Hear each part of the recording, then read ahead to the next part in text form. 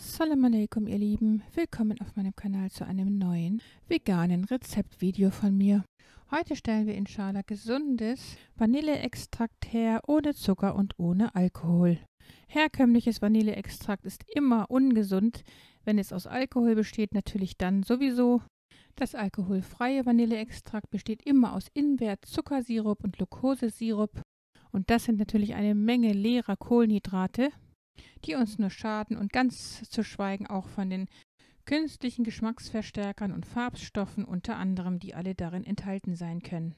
Deshalb stellen wir heute unseren eigenen gesunden Vanilleextrakt her. Dazu verwenden wir die Bonbon Vanilleschoten aus Madagaskar und natürlich in Bioqualität, und die Madagaskar Bonbon Vanilleschoten haben den besten Geschmack. Die Schoten sind auch von einer sehr weichen, flexiblen Beschaffenheit. Wir ritzen jetzt die Schoten in der Länge auf, sodass man sie auseinanderfalten kann und das wertvolle Vanillemark mit dem Messer herauskratzen kann. Denn dieses wertvolle Vanilleschotenmark, denn Vanille gehört zu den teuersten Gewürzen der Welt, benötigen wir für die Herstellung unseres Vanilleextrakts. Denn sobald wir das gesamte Vanilleschotenmark entfernt haben und ihr in das Glas gegeben haben, werden wir dieses mit Bio-Leinsamenglycerin auffüllen. Pflanzliches Glycerin entsteht bei der Spaltung pflanzlicher Öle und Fette und es zählt zu den mehrwertigen Alkoholen wie Mannit, Xylit, Erythrit und so weiter. Aufgrund des chemischen Aufbaus werden mehrwertige Alkohole zu der Gruppe der Alkohole gezählt, haben aber in Wirklichkeit nichts mit echtem Alkohol zu tun. Sie haben also mit dem Ethanol, dem Trinkalkohol, welcher berauschende Eigenschaften hat und der für uns haram ist, nichts zu tun und sind deshalb vollkommen halal für uns. Da Glycerin sowohl fett- als auch wasserlöslich ist, eignet es sich besonders gut, um ein breites Spektrum an Inhaltsstoffen aus Pflanzen zu lösen. Neben seinen konservierenden Eigenschaften wirkt Glycerin auch hygroskopisch und leicht antimikrobiell.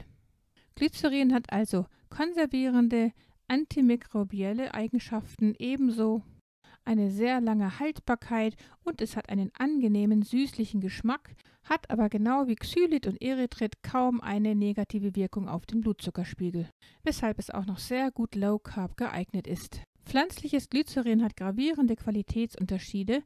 Geringwertiges pflanzliches Glycerin kann aus Monokulturen, gentechnisch veränderten Pflanzen oder als industrielles Nebenprodukt wie bei der Biodieselherstellung gewonnen werden. Ein gutes pflanzliches Glycerin muss nachhaltig sein, bestenfalls regional produziert und unbedingt in Bioqualität. Das beste pflanzliche Glycerin ist daher dieses hier aus Bio-Leinsamen, und ich kann da kein anderes empfehlen. In meinem ersten Versuch hatte ich ausschließlich diese beiden Zutaten verwendet, also das Vanilleschotenmark und das Glycerin.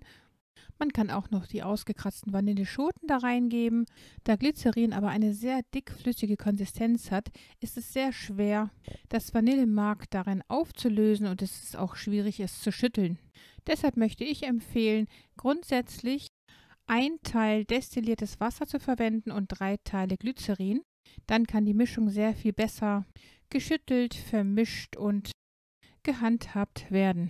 Gut wäre es da, wie gesagt, das dampfdestillierte Wasser zu verwenden, weil damit jegliche bakterielle Kontamination ausgeschlossen werden kann. Allerdings wirkt eben das Glycerin ja antibakteriell, weshalb auch normales Wasser eigentlich kein Problem darstellen sollte, sofern es 1/3 vom Gesamtinhalt nicht übersteigt. Die Zubereitung mit Wasser werde ich euch später noch zeigen. Das Schöne am selbst hergestellten Vanilleextrakt ist nicht nur, dass es besonders lecker schmeckt und auch noch frei von Alkohol und anderen chemischen Zusatzstoffen ist, sondern auch noch sehr gesund ist, denn die Vanille hat äußerst positive Auswirkungen auf den menschlichen Organismus, weshalb sie bereits bei den Urvölkern Zentralamerikas sehr beliebt war.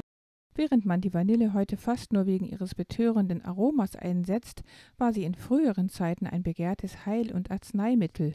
Bei den Maya und Azteken Mittelamerikas galt die Vanille etwa als unverzichtbarer Bestandteil der Hausapotheke. Viele Wirkungen der Vanille wurden später auch durch die Wissenschaft bestätigt. So wirkt die Vanille unter anderem antioxidativ, antimikrobiell, appetitanregend, entzündungshemmend, krebshemmend. Denn die antioxidativen Substanzen aus der süßen Schote schützen die DNA unserer Zellen, also Mutationen, und können somit Krebs vorbeugen. Inzwischen glaubt man sogar, dass Vanille zur Apoptose, dem programmierten Zelltod von Krebszellen, beitragen kann. Vanille hilft ebenso bei Psoriasis, es könnte bei Alzheimer und Parkinson helfen, es beruhigt die Nerven und Vanille hilft auch bei Schwangerschaftserbrechen. Wissenschaftler haben ebenfalls entdeckt, dass der Duftstoff Vanillin auch aphrodisierende Wirkungen hat. Vanillin ist der Hauptinhaltsstoff der Vanille. Es ist zu einem Großteil für den Geschmack und für die gesundheitsfördernden Eigenschaften der Vanille verantwortlich. In jeder Vanilleschote ist zwischen 1,5 und 2,4% Vanillin enthalten. Um 1 Kilogramm Vanillin aus der Vanille zu gewinnen, müssen 40.000 Blüten bestäubt werden, was in etwa einer Ernte von 500 Kilogramm Vanilleschoten entspricht. Deshalb zählt es zu den teuersten Gewürzen der Welt und dies ist auch der Grund, warum das Vanillearoma in der Lebensmittel- und Kosmetikindustrie fast ausschließlich von synthetischem Vanillin stammt. Mit dem vollmundigen Geschmack der Vanille kann künstlich hergestelltes Vanillin jedoch nicht mithalten. Denn während das Aroma von Vanillin aus einem einzigen Stoff besteht, ist der einzigartige Geschmack der Vanille eine harmonische Komposition aus annähernd 200 natürlichen Einzelsubstanzen. Wir sehen jetzt hier nach 2-wöchigem täglichen Schütteln, dass das Glycerin schon eine dunklere Farbe angenommen hat.